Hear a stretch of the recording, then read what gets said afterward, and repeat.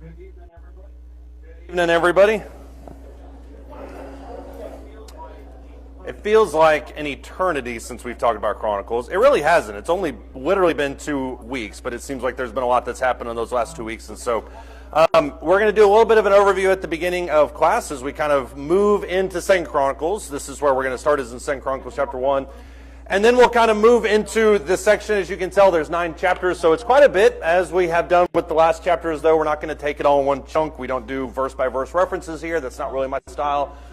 This is going to be a pretty significant section, but it is all about Solomon. And so a lot of this mirrors what we would find in 1 Kings. So a lot of this section we'll be familiar with. We'll jump around a little bit because we want to highlight certain things, but that's at least where we're going to be our focus is tonight.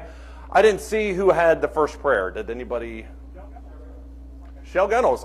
It's like I just heard it in my brain somehow. Go ahead. Thank you.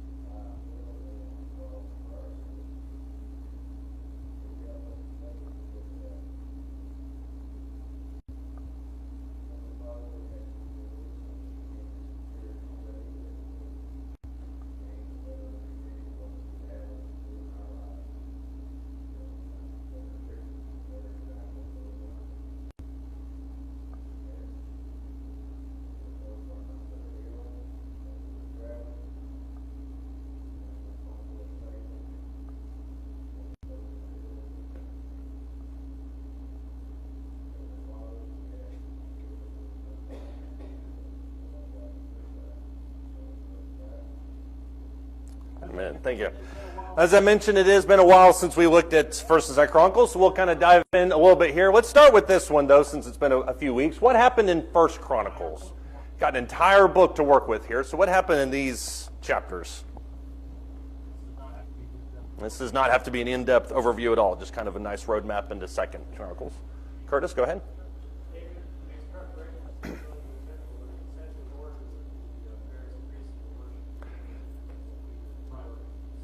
Right. Yeah, that's kind of the bulk of that last third of 1st Chronicles, as David sets up the pathway for Solomon as he builds the temple. He makes all the preparations for it. We talked about that at length a few weeks ago because I think that's one of the most significant sections. It's easy to just kind of gloss over that and say, well, it's a lot of kind of minutia and notes and things like that. A lot of that shows the real in-depth attitude, I think, later when they're trying to reconstruct the worship. They want to know what that's all about, but also shows that God cares about all that tinier stuff, if you will. So I think that's exactly right. James? They did move the ark, not once, but twice. Second time was more successful than the first one. Uzzah was the one that casualty in the first one. And that's something that Chronicles goes into detail on that Samuel does not. Samuel talks about the moving of the ark, but it doesn't mention that, well, and I say that, I feel like a red flag's going off on my mind. I don't think it mentions Uzzah. It might very well mention Uzzah. I do think Chronicles goes in more in depth, especially in the aftermath of how David recognizes the error. So you do have that takes place there. Jeff? Thank you. I was wondering if anybody would mention Saul. He just gets obliterated at the beginning of Chronicles. And right. Yeah, and Saul is almost positioned as the anti-David. We'll talk about that here in just a second. Saul is only really brought up to show the contrast between David, and I don't think that's a bad thing. There is a couple mentions specifically about Saul that David did do, that Saul did not do. Most of those revolve around the idea that he didn't seek God and also that he was disobedient. Both of those things are what Chronicles notes about. And that's going to kind of be the theme in the 2nd Chronicles. When we jump into 2nd Chronicles, all of it is about the kings, how they failed, how they came back. It's not every king, though, and I think that's one of the other things that Chronicles does different than Kings, is it doesn't mention every one of them. It mentions the key ones and kind of shows how they failed and how they rose and all the mistakes that they made. But it focuses generally on a few of them. What else happened in 1st Chronicles?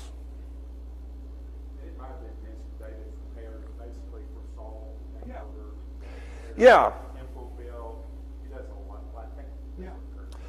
Yeah. Right. It literally mentions everything that Solomon could possibly need. And that, when David literally gives him every single possible thing he could. We went in depth on that a couple weeks ago, talking about how he gave them money, he gave them all these different stores. These things were voluntary donations given by the people, also his personal wealth. He gives them the blueprints. He also prepares them emotionally and spiritually. So Solomon is as prepared as he possibly could be for the task. Obviously, he does do the task, then he goes sharply downhill, which is talked about a little bit tonight as we look into Solomon. Anything else from 1 Chronicles?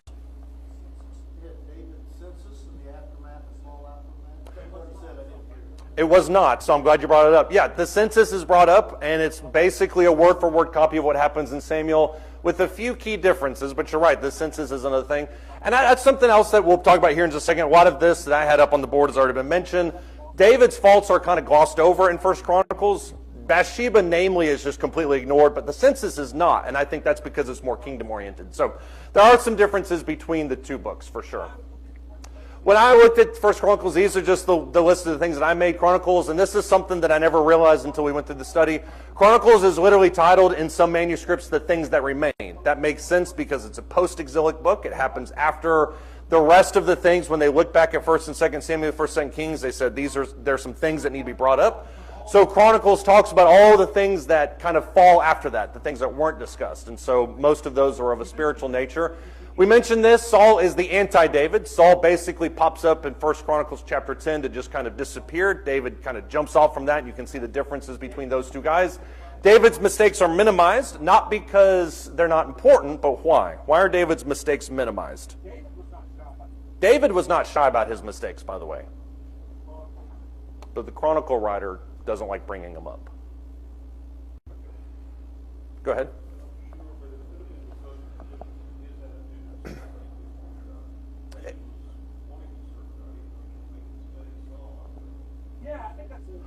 Yeah, I think that's and I'm always going to defend Saul a little bit, just because I think that there's something there that probably was redeemable. He started off good and kind of went down. I feel like he kind of got caught in his own way a little bit. But you're right, Saul, for whatever reason, never really turned back to God. That is the major difference between Saul and David. Saul never turned back from God. Acts 13:12, David was a man after God's own heart because he repented. So there is the difference. Right. Right. Yeah, sin is sin. Saul's are magnified because it ended with basically him sinning, whereas David kind of came back from that. And that's another part of this whole idea of the temple location. David isn't allowed to build the temple. That's the next thing I was going to talk about. And it's kind of a little nuance in that he's not really allowed to build the temple, but the threshing floor of Araunah the Jebusite, where he makes his sacrifice to make up for the census, that becomes the location for the temple. So I think it's interesting that even though he's not allowed to build the temple, he's still instrumental in other ways. I think that's a good part of that too. Why isn't David allowed to build the temple? He's a man of war. He's a man of blood. I think that's a little bit more specific, but roughly the same type of thing. What does being a man of blood have to do with not being able to build the temple? There's a very specific mention about the temple that I think highlights this.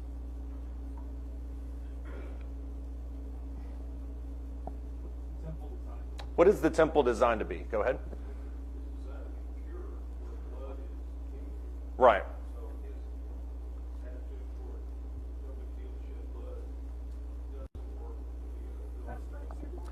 That's true too. I mean, David's.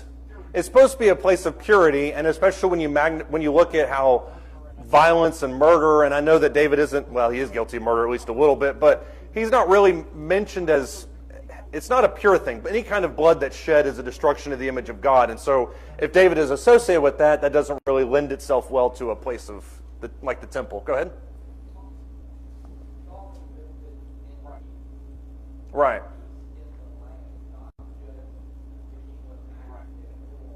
Right. Right. Yeah, and I think that's probably the... Go ahead. Right. Right. Yeah, and that's not only when we talk about how David prepared Solomon, it's not just that he gave him everything he needed to build the temple. He also gave him, as you mentioned, peace from the surrounding enemies. And so I think that's a part of that too. It also goes back to what the temple was supposed to be for, which was peace between man and God. David, as a man of war, of blood, can't really talk about that. Also, and I think Chronicles does highlight this a little bit, which I find interesting, David is really kind of surprisingly violent. I mean, you see that in his torture that he has. We talk about that, where he sawed people in half. So David is pictured in Chronicles as not being fit kind of be the head of the temple, or at least the originator of the temple, because he does seem to have a very violent temperament. And so I think that's a part of it too. He repairs, obviously, for the temple instead, and he does that quite a bit. Somebody else have any thoughts or comments on that? We could have skipped all of October and just talked about it right there, but I think we would have missed quite a bit if we had done that.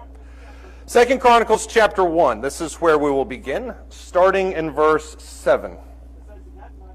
It says, "In that night God appeared to Solomon and said to him, 'Ask what I shall give you.' Solomon said to God, 'You have dealt with my father David with great loving kindness, and you have made me king in his place. And now, O Lord God, your promise to my father David is fulfilled, for you have made me king over a people as numerous as the dust of the earth. Give me now wisdom and knowledge, that I may go out and come in before this people, for who can rule this great people of yours?' God said to Solomon, 'Because you had this in mind and did not ask for riches, wealth, or honor, or for the life of those who hate you, nor have you even asked for a long life, but you have asked for yourself wisdom and knowledge that you may rule my people over whom I have made you king. Wisdom and knowledge have also been granted to you. I will give you riches and wealth and honor, such as none of the kings who were before you has possessed, nor those who will come after you.' So Solomon went from the high place which was at Gibeon, from the tent of meeting, to Jerusalem, and he reigned over Israel." What happens right at the outset of 2 Chronicles?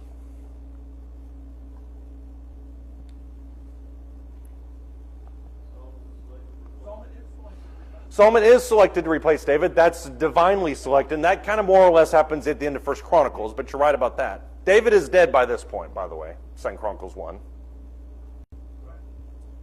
Go ahead.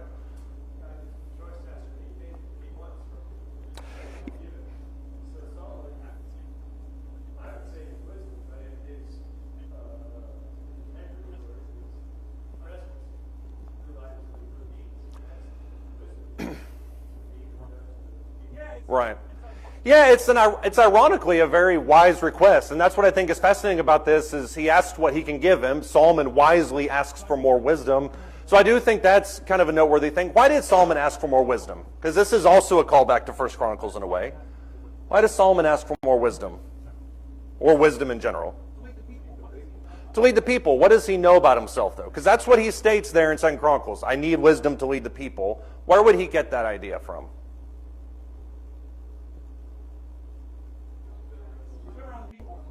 He's been around the people for a while. He saw quite a bit that's taken place inside the temple. Go ahead. Yeah, from his father David. What did David say about him? I don't know if we touched on it 2 weeks ago, but I do remember there's a scene at the end of 1 Chronicles where David makes a speech to everybody. He does. David stands up and he says Solomon is very young, he's very inexperienced, he doesn't really know how to lead people, which is exactly what you want to hear from your dad as you're coming into power, that he's not fit for the job. Solomon seems to have picked up on that and says, this is something that I need, I'm asking God for it. God responds with, this is a great request. What's interesting to me is this never appears anywhere else in Scripture. To my knowledge, you never see God coming to anybody in a dream and asking for this type of thing. Does that make this a unique request or a unique statement from God? It is unique in that no other king has offered it, to my knowledge. And if somebody's out there with Google right now proving me wrong. But does that mean it's a unique request in general? Ask what I shall give you. I think God knew what Solomon was going to ask. I mean, when he asked for the wisdom, God said, because you've asked for that, I'm not only going to give you that, but I'm going to give you the riches and the honor you didn't ask for. Instead, most people would have asked for that, riches and all that and everything. But he said, I'm going to give you that. Yeah. God knew Yeah. where he was going. I can see that, and I agree with you to a certain extent. I think any more that would kind of be Calvinistic almost in thought. Well, he knew what he asked, and so he gave him the opportunity to ask what he knew he was going to ask for. But I do agree with you that God knew what Solomon's heart was. It also, to your point about how he didn't ask for the life of his enemies or great wealth, those are things that David both had. So it makes you wonder if he offered it to David, that's what David asked for. Maybe he didn't, maybe he did. But you're right, I do think that he understood Solomon's heart at the very least. 3 hands at the exact same time. We'll go right to left, Ed. I don't know that you would say it's unique, but if you look at the other times God never taught with one of the leaders of Israel, whether it's Abraham or Moses or anybody else, he basically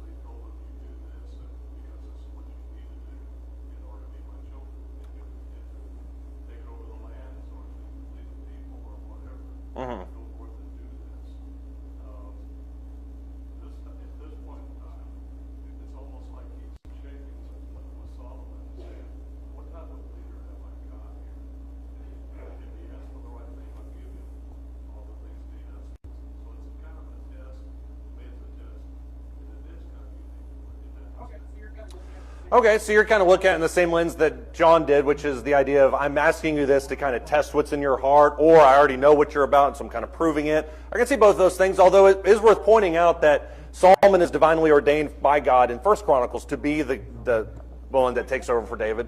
So I do think that he probably understands a little bit. But you're right. What is Solomon going to ask for? You got literally the request from God. It's a blank check. What is it that you're going to ask for? I do think there's that too. Cameron?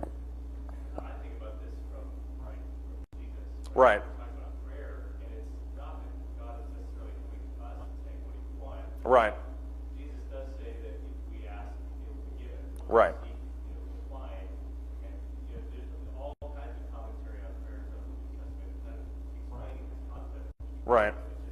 We have to be the ones that Yeah, I'm glad you brought that up. You kind of stole my thunder because we have 4 more hands to get to. But I do think that, at least in my opinion, that's the part of this prayer that we sometimes overlook. Because you look at this in 2 Chronicles 1:7, you think, well, this is just a blank check. God's giving him all the opportunities to ask whatever it is that he wants to. Jesus literally says the exact same thing in Matthew chapter 6 when he says, ask and it shall be given to you. And then if you want to correlate it even farther in James 1, he says, let many of you ask for wisdom so that you can receive it. So it's not just, yes, we need to ask God for things, but we need to specifically be asking for wisdom. So that is, what happens here in these verses is a very New Testament type of concept. I'm glad you brought that up. James?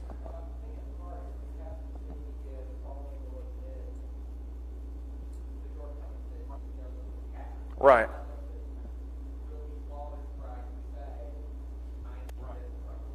Right.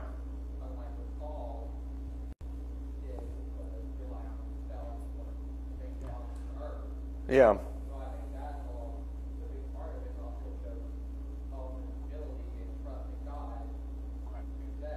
Right.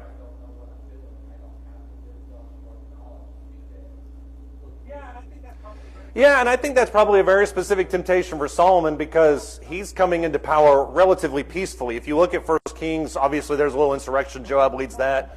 But for the most part, Solomon comes into a kingdom that's already established. He doesn't have to come in and defend its borders like Saul and David both had to. So the idea of leaning on God probably isn't as second nature as it would be for somebody like those two guys. So yeah, I do think that's a good test for it. Curtis, did you have something? Okay, sorry, John.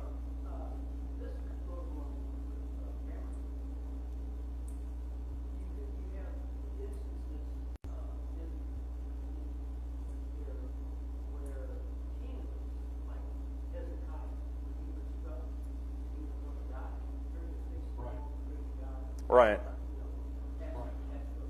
Right.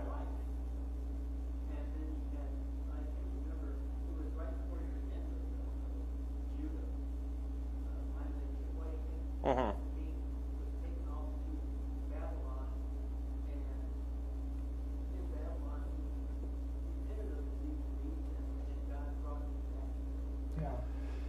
Yeah.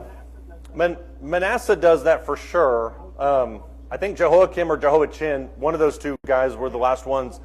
They had a horrible end because I think their last thing that they saw was their kids being slaughtered in front of their eyes and their eyes were plucked out. But you're right, that's definitely true about Manasseh. I'll have to reread it about Jehoiakim, though. That might be true also. Paul?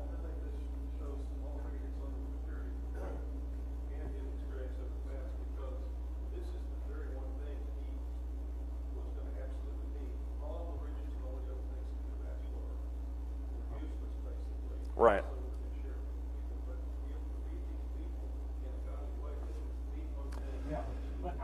Yeah, but how many 21-year-olds know that when they come into power? I mean, I wouldn't have known it when I was 21, but whatever. I just got really depressed all of a sudden. Yeah, at least one. You're right. I mean, and he certainly had that wisdom too. It's an interesting thing, and the whole reason I'm pointing it out is we look at this as being such a monumental gift that he gives Solomon, but as Cameron pointed out, it's really not that different than the gift that he gives us to a certain extent. And I think that's important to point out too. Gail?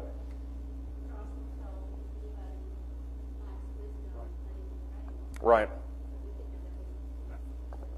Exactly. And that's why the James 1 reference is really fitting, I think, is because he specifically says wisdom as something that we should be praying for. Yeah. There's a lot of nuances too. When you look at 2 Chronicles 1, he's in Gibeon. This is not where the ark is. David had brought the ark to Jerusalem at this point. So it shows kind of this informal worship that was still taking place. That's obviously going to change when the temple takes place. But Solomon leaves Gibeon, goes back to Jerusalem. That takes place at the end of verse 13. One of the things that Chronicles highlights that I don't think Samuel does is how Solomon was already fabulously wealthy at the beginning of his reign. If you look in verse 14, it says Solomon amassed chariots and horsemen. He had 1,400 chariots, 12,000 horsemen. He stationed them in the chariot cities with the king of Jerusalem. The king made silver and gold as plentiful in Jerusalem as stones. He made cedars as plentiful as sycamores in the lowland. That's noteworthy because he has to import cedars from Hiram. So that's kind of an import and then grow kind of thing. Verse 16, Solomon's horses were imported from Egypt and from Kue. The king's traders procured them from Kue for a price. They imported chariots from Egypt for 600 shekels of silver apiece and horses for 150 apiece. And by the same means, they exported them to all the kings of the Hittites and the kings of Aram. This shows, I think, more or less what Solomon attains or inherits from David. Obviously, he's already fabulously wealthy to begin with. This is seen arguably as the golden age of Israel. You can make the argument that David is kind of the beginning of this. Solomon is the continuation of this. Solomon is going to reign for 40 years, and so obviously you've got quite a bit of time of peace. This verse, though, is interesting in verse 17. It says, they imported chariots from Egypt for 600 shekels of silver, horses for 150, and then they exported them to all the kings of the Hittites and the kings of Aram. This is not a tariff discussion, in case anyone thought that's where I was going with this. But what does verse 17 reveal about Solomon? Because I don't think this verse is in Samuel. This shows the behind-the-scenes aspect of Solomon's wealth. Yeah, he's a businessman. Financially, very successful. Go ahead.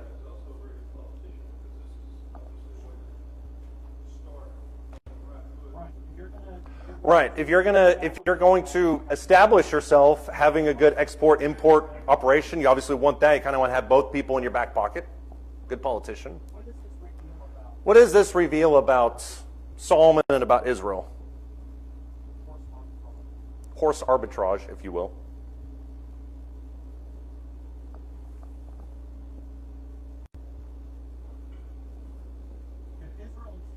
If Israel is importing chariots from Egypt and then shipping them north to the kings of Aram, what does that mean for Israel on the world stage? We saw this a little bit with David when certain people wouldn't battle them anymore.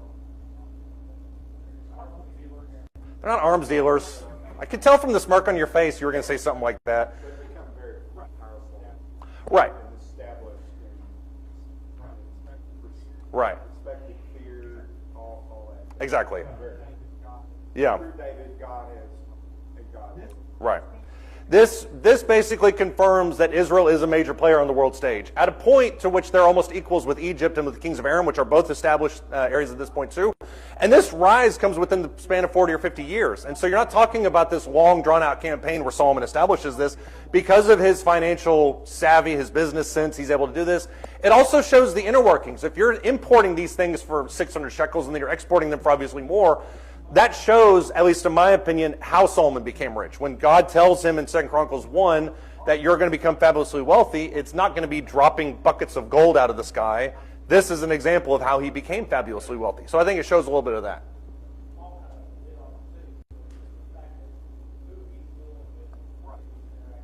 Right.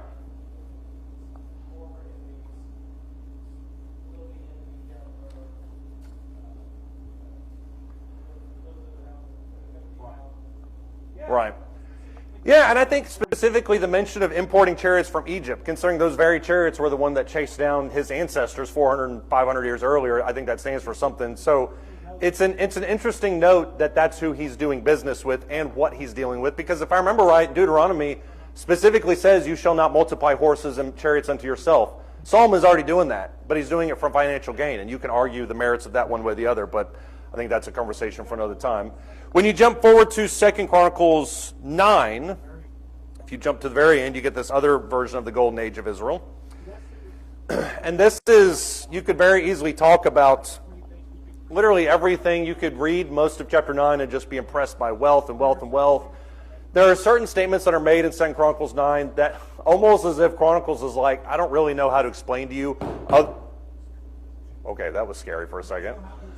I don't know how to explain to you, Chronicles is saying that he's wealthy outside of these very vague, very broad statements. For instance, look in 2 Chronicles 9, verse 19. 12 lion statues, this is in his own house, verse 19, were standing there on the 6 steps on one side on the other, nothing like it was made for any other kingdom.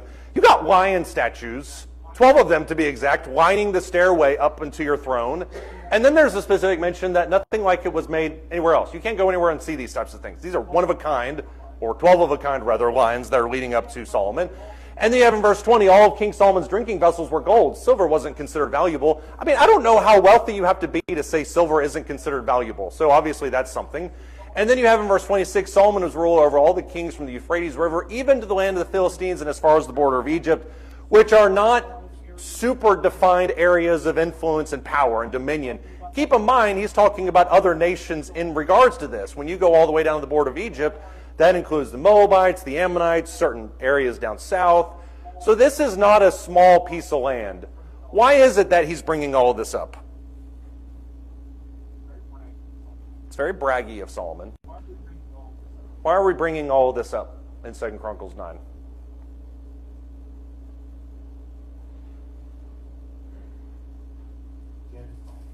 We get it, Solomon. You're super loaded. Go ahead.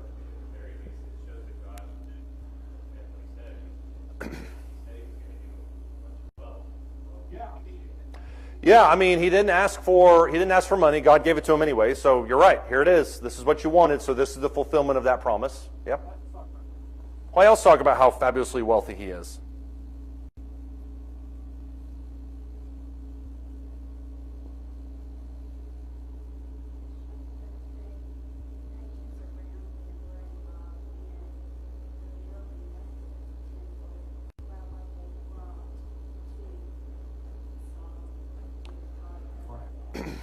Right.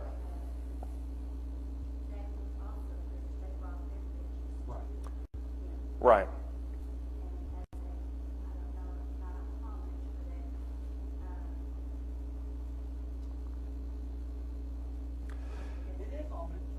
It is homage, and that's one of the things that we overlooked because we're trying to get through so much in these first 9 chapters. But at the beginning of chapter 9, specifically the Queen of Sheba is mentioned.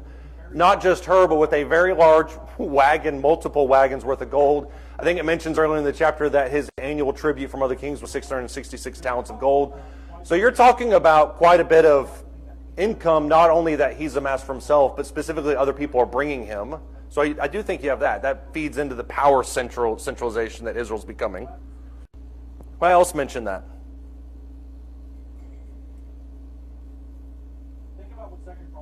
Think about what 2 Chronicles is going to talk about. If it's going to end in the fall of Israel, why mention this now?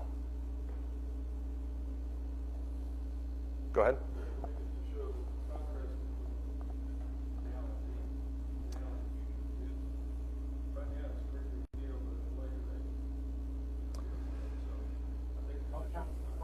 Contrast is probably the best word to put it. And that, to me, is the main reason why he's talking about it, is not just to brag, but to say this is where you're at now, and look at where you're going to be by the end of this. Go ahead, Jerry.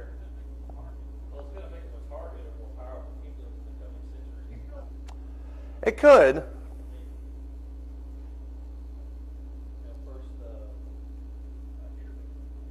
bigger, more powerful countries are going to rise. They're going to say, hey, I can go in there and take Right. wealth out of this.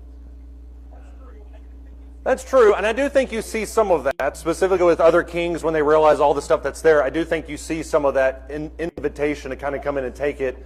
That being said, I think probably with this also, and this is kind of only the same wavelength that you're talking about, when you see how fabulously wealthy Solomon is, and as Sandra mentioned, how many people are bringing him tribute and things like that, at this point there doesn't seem to be any threat from outside powers, which is why Jeroboam was so noteworthy. Is because as the leader of forced labor, he comes in and says, look, you need to reduce taxes, you need to reduce all these things. You don't need any more money.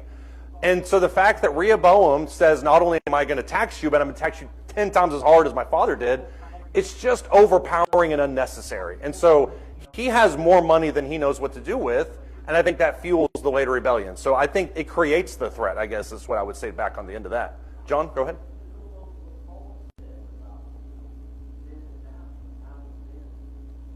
Mm-hmm.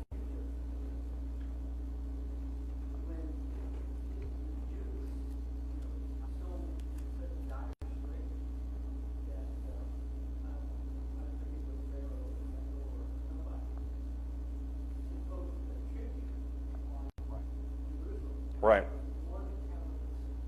Yeah. Yeah, and that's why I think Paul's use of the word contrast is so powerful, is because it's really, really depressing when you look in later chapters of Chronicles to just see how pathetic Israel is as a nation. And that obviously gives way to the fact that God somehow still saves them over and over again. It's almost like a copy of Judges in that sense. But it's so sad how pathetic they become. And what's also shocking, and I think Chronicles highlights this too, is how fast it becomes. If you look at 2 Chronicles 12, for instance, Solomon is in power here. This is the end of Solomon's reign, 2 Chronicles 9. By the time you get to chapter 12, Rehoboam is still in charge. Look at 2 Chronicles chapter 12, starting verse 9. Shishak, king of Egypt, which is, by the way, his import-export buddy, Shishak, king of Egypt, came up against Jerusalem, took the treasures of the house of the Lord and the treasures of the king's palace, which, by the way, Jeroboam is Shishak's brother. I'm just trying to say Shishak as much as I can. That's his friend. They're going to work together. We're going to study that a little bit more next week. But he comes up against Jerusalem, takes the treasures of the house of the Lord, takes the treasures of the king's palace. He takes everything. He even takes the golden shields which Solomon had made. King Rehoboam made shields of bronze in their place and committed them to the care of the commanders of the guard who guarded the door of the king's house. And as often as the king entered the house of the Lord, the guards came and carried them and then brought them back to the guard's room. And when he humbled himself, the anger of the Lord turned away from him so as not to destroy him completely. And also conditions finally were good in Judah. What do those verses tell you about the situation in Israel? One generation after this. And keep in mind that word contrast. Paul trademarked that, so you can't use it without paying royalties. But go ahead.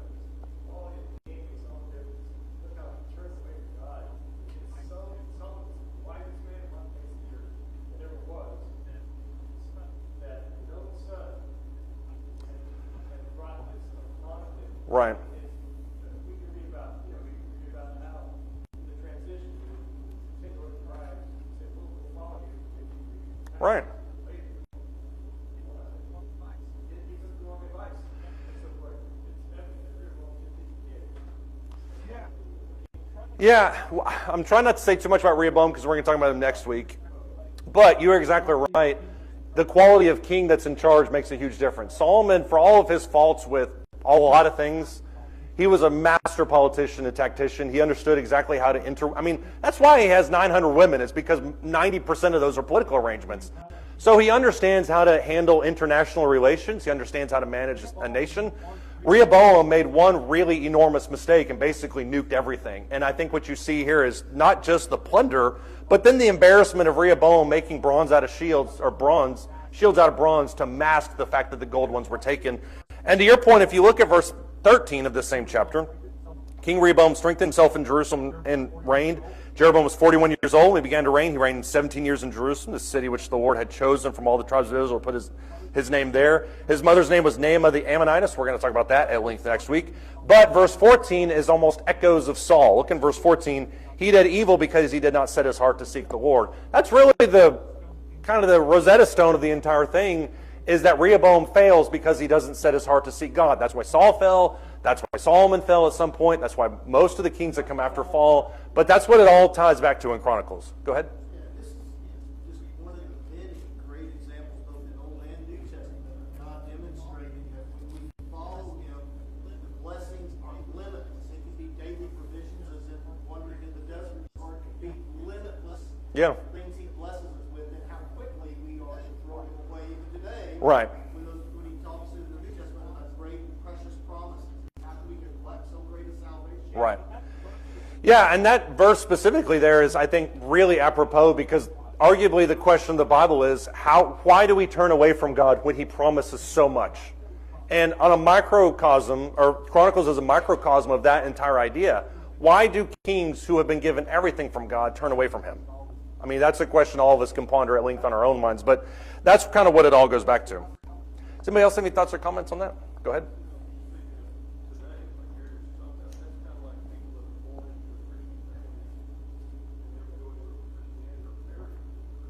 Right.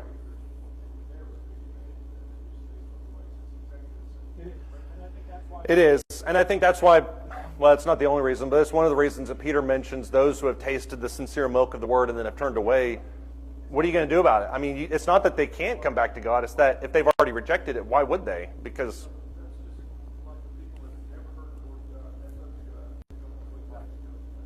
Right. They can't be held accountable for what they've done against the word of God. But people that are born Mm-hmm. to a Christian family, they just go through Yeah. Yeah. Yeah. That's, yeah. There's nothing else I could say. No, there's no excuse. And there's no excuse for any of us if we turn away from him. But yeah, I think you're exactly right.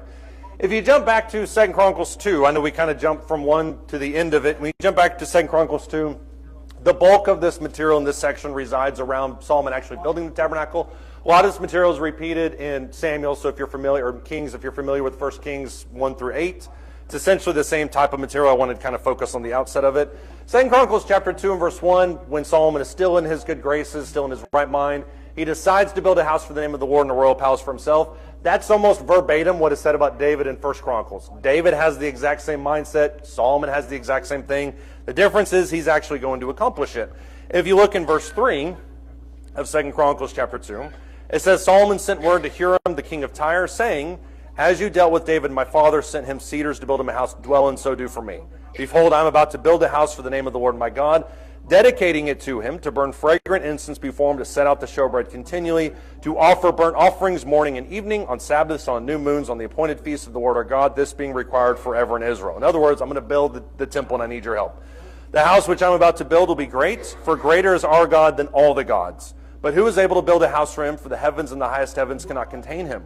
So who am I that I should build a house for him, except to burn incense before him? If you stop at verse 6, what's your impression of Solomon so far?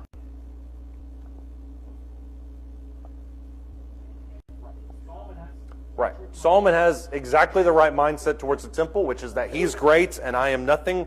He says, I understand that nothing can contain him, but I'm going to do the best I can to build something that honors him.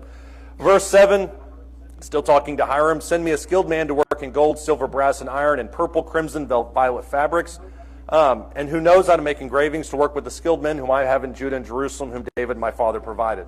Essentially what he does in these verses is secure a materials agreement. He also asks for a worker. Hiram sends him both. Noteworthy about the worker that Hiram sends him, he has a Tyre father and a Hebrew mother. And so both of those kind of genealogies are there in place. When you look later at this section, and I'll go ahead and put this up there so you can make notes of it, it kind of follows exactly this rubric. Holy of Holies, temple pillars, inner courtyard, holy furnishings, courts and doors. And then you have other holy items that are mentioned as well. There's other things that he does too, and I think this is also important. If you look in chapter 5 of this book, he builds, or he finally enters or brings the ark into the temple. And that's mentioned down through verse 2 down through verse 10. God gives a seal of approval in 2 different locations. Look in verse 11. When the priests came forth from the holy place, for all the priests who were present had sanctified themselves without regard to divisions, all the Levitical singers, Asaph, Heman, Jeduthun, and their sons, with kinsmen clothed in fine linen, with cymbals, harps, and lyres, standing east of the altar, with them 120 priests blowing trumpets in unison, when the trumpets and the singers were to make themselves heard with one voice to praise and to glorify the Lord, when they lifted up their voice accompanied by trumpets and cymbals and instruments of music, and when they praised the Lord, saying, He indeed is good, for His loving kindness is everlasting, then the house of the Lord was filled with a cloud, so that the priest could not stand to minister because of the cloud, for the glory of the Lord filled the house of God. Same thing is going to happen in chapter 6, where you have the word of the presence of God kind of coming in. But what's interesting about the fact that He descends in a cloud? What does that remind you of? What's that? The wanderings in the desert. It's exactly the same type of thing that happened when the tabernacle was instituted. You have the tent of meeting where God comes down in the same way. You have a cloud coming down to signal His approval. There are conditions on this, though. Look at chapter 6, starting in verse 36. I'm going to try to hustle through this last couple minutes here. 2 Chronicles chapter 6 and verse 36. It says, when they sin against you, for there is no man who does not sin. That's Romans 3 and verse 23 in a nutshell. You are angry with them and deliver them to an enemy, so that they take them captive away to a land far off or near. And they take thought in the land where they are taken captive, and repent and make supplication to you in the land of their captivity, saying, we have sinned, we have committed iniquity, we have acted wickedly. If they return to you with all their heart, with all their soul in the land of their captivity, where they have been taken captive, and pray towards their land which you have given to their fathers, and the city which you have chosen, towards the house which I have built for your name, Then hear from heaven your dwelling place, their parents' supplications. Maintain their cause and forgive your people who have sinned against you. This exact same concept of if this happens and they turn to you, hear them, that's repeated at least 5 or 6 times in this chapter. Why is this mention of an exile noteworthy for the audience? Who is the audience for Chronicles?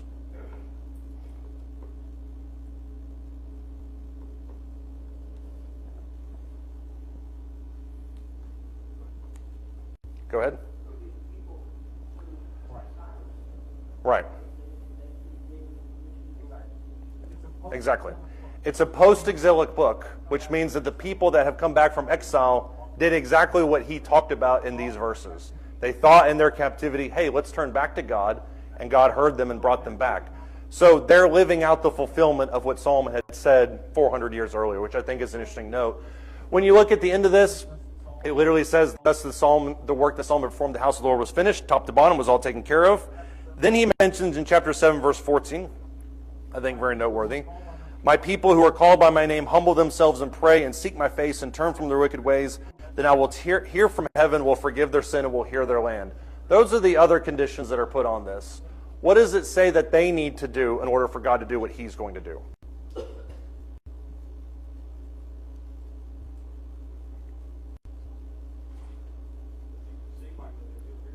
Right. You need to seek them, and you will hear them. There's the back and forth. What else do they need to do?